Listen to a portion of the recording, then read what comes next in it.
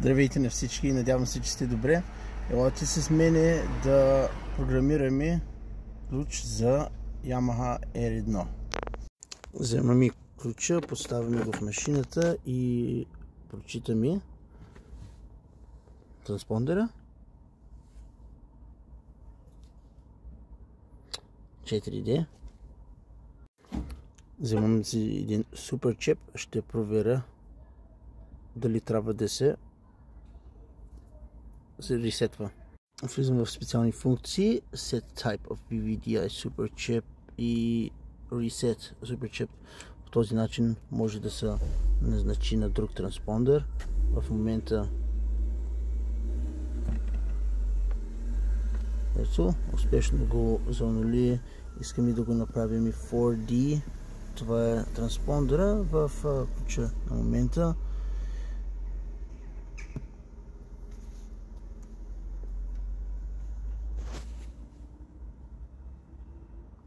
Така е готово. Може сега да вземем този ключ и да клонираме транспондера.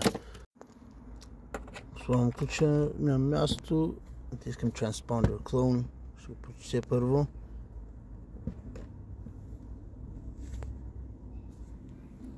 Сега даваме клон.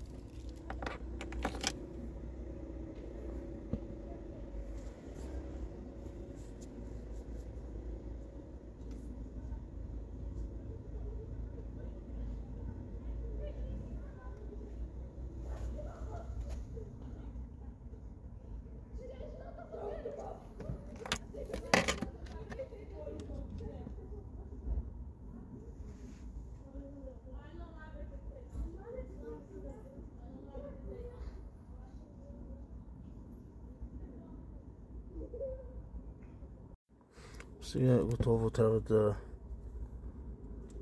нарежа перо и да сложа чипа на място и да го пробваме. Здравейте на всички! Продължавам видеото от вчера. Клонирах транспондер за Yamaha R1. Днес взех заготовка. Остава да сложим и транспондера на място и да нарежем ключа и да го пробваме да запалим мотора. Включих машината, избирам и мотоциклет. Марка Yamaha и YZF R3 има, няма R1, ще търсим друг вариант. Върнах назад, ще наглася ключа само по този начин.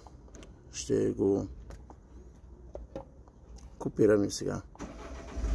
Първо водача ще мини, ще го прочете, после ще сложим заготовката да го нареже. Гасим ключа и режем.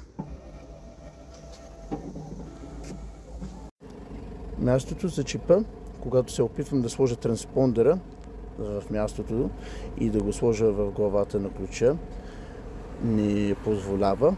Малко трябва с макетен нож. Ще опиля малко от пластмасата на червеното, за да стане красиво, като влезе вътре, да ни стърчи. Но за целта дали пали мотора, сега ще отидем да пробваме дали транспондера работи. После ще го коригирам ключа. Слагам транспондера в главата и палим мотора.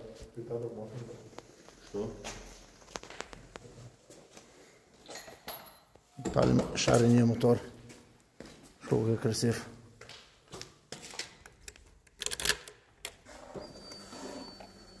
That's good news. Ни свети лампата за имобилайзера.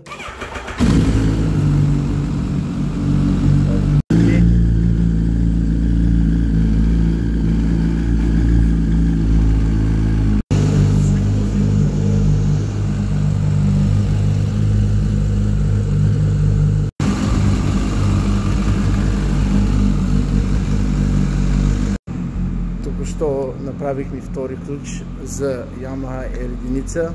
Благодаря ви много за гледане на видеото. Ако вие имате нужда от втори ключ за вашия мотор, свържете се с мене. Ще се радвам много да ви помогна. Лека и спокойна вечер ви желая.